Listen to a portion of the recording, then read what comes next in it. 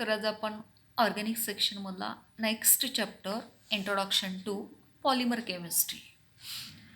तर हा important chapter आहे कशासाठी? For your daily life. म्हणजे आपल्या दैनंदिन जीवनामध्ये हा चॅप्टर इम्पॉर्टंट आहे. तसं पाहिलं तर ऑर्गॅनिक केमिस्ट्री ही इम्पॉर्टंट आहे. मग यामध्ये कोणाशी रिलेटेड आहे? आता हा पॉलिमरशी रिलेटेड आहे. फॉर एक्झाम्पल आपल्या डेली लाईफमधला जो प्लास्टिक फायबर ह्याच्यात तयार केलेल्या आहेत त्या पूर्णच्या पूर्ण पॉलिमर कंपाऊंड आहेत. जे प्लास्टिक आहे, फायबर आहे, आपले क्लॉथ्स म्हणजे आपले जे कपडे आहेत, जे काही आहे हे प्रिपेअर हे कशापासून तयार केलेलं आहे? मोनोमरपासून पॉलिमर तयार केला जातो. Polymers are macromolecules having high molecular weight and composed of smaller repeating unit called monomer. आता शब्दात अर्थ आहे पॉलिमर. पॉली मीन्स मेनी, मर मीन्स फॉर्मेशन्स. मग यामध्ये पॉलिमर हा कसा सांगितला आहे? मॅक्रोमॉलिक्यूल हॅविंग हाय मॉलिक्युलर वेट. मॅक्रोमॉलिक्यूल म्हणजे कसा असेल? मोठा असेल. मायक्रो म्हणजे कसा असेल? छोटा असेल. मॅक्रोमॉलिक्यूल म्हणजे कार्बनची संख्या जास्त असलेले जे कंपाऊंड्स आहेत त्याला मॅक्रोमॉलिक्यूल म्हटलं जातं. म्हणजेच त्यामध्ये कार्बनची संख्या जास्त असेल तर त्याचा मॉलिक्युलर वेट हा ॲटोमॅटिक वाढत जातो. मग यामध्ये काय आहे? स्मॉलर रिपीटिंग युनिट आहे. म्हणजे रिॲक्शनमधला स्मॉलर रिपीटिंग युनिट आहे. त्या युनिटला काय म्हटलं जातं? मोनोमर. म्हणजे मोनोमरपासूनच कोण तयार केलं जातो? पॉलिमर तयार केलं जातं. Mono means one. मग यामध्ये मोनोमरचे n नंबर ऑफ मोल्स घ्यावे लागतील आपल्याला. किती? n म्हणजे अनलिमिटेड. म्हणजे मोनोमरला n टाइम्स जर घेतला आपण तर त्यापासून कोण तयार होतो? पॉलिमर तयार होतो. म्हणून ह्याला काय म्हटलेलं आहे? Polymers.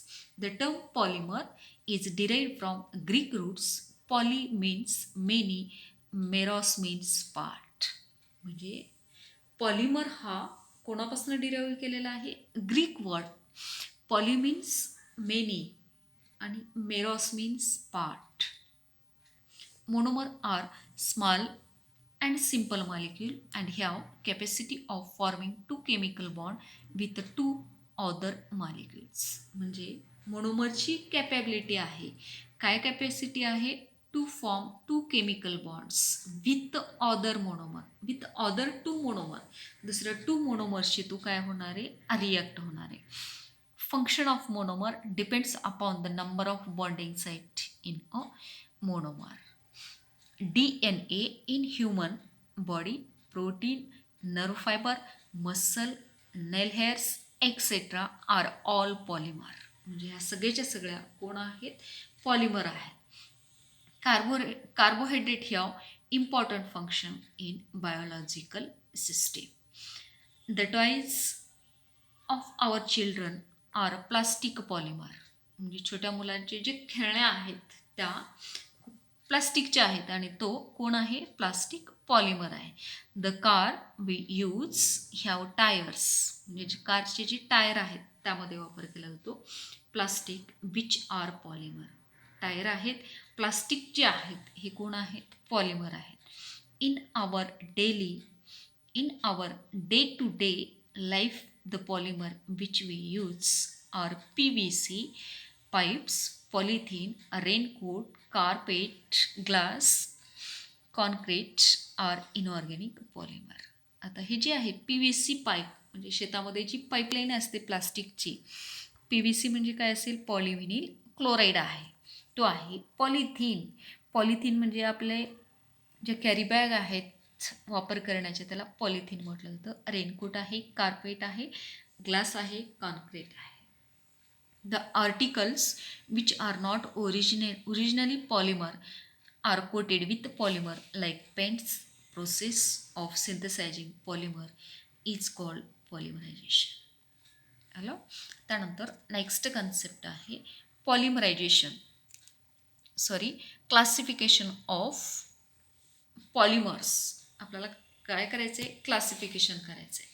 Polymers are classified in number of ways on the basis of source, chemical structure, mode of polymerization, molecular forces, type of monomer and biodegradability. एवढ्याच्या आधारे आपल्याला काय करायचं आहे? क्लासिफिकेशन करायचं आहे. त्यामध्ये आपण फर्स्ट घेऊयात classification of polymer on the basis of source or origin. आता कशावरून घेतले क्लासिफिकेशन आपण? On the basis of source or origin. Source म्हणजे ज्यापासून आपण तयार करतो त्याला सोर्स म्हटलं जातं. Polymers are divided into 3 categories. First type natural, synthetic and semi synthetic. मग आता नॅचरल पॉलिमरमध्ये, नॅचरल म्हणजे निसर्गापासनं, these polymer are obtain either from plants or animal are named as plant polymer and animal polymers. म्हणजे यामध्ये आता main source natural पॉलिमरमध्ये कोण येतो? निसर्गामध्ये कोण येतात? प्लांट्स अँड ॲनिमल येतात. म्हणून या ठिकाणी कोणापासून प्रिपेअर केले म्हणून सांगितले? Either from plants or animals. वनस्पतीपासून असेल किंवा प्राण्यापासून असेल. म्हणून त्याला काय म्हटलेलं आहे? जर वनस्पतीपासून तयार केला असेल तर तो प्लांट पॉलिमर असेल आणि ॲनिमलपासून तयार केला असेल तर तो ॲनिमल पॉलिमर्स असेल.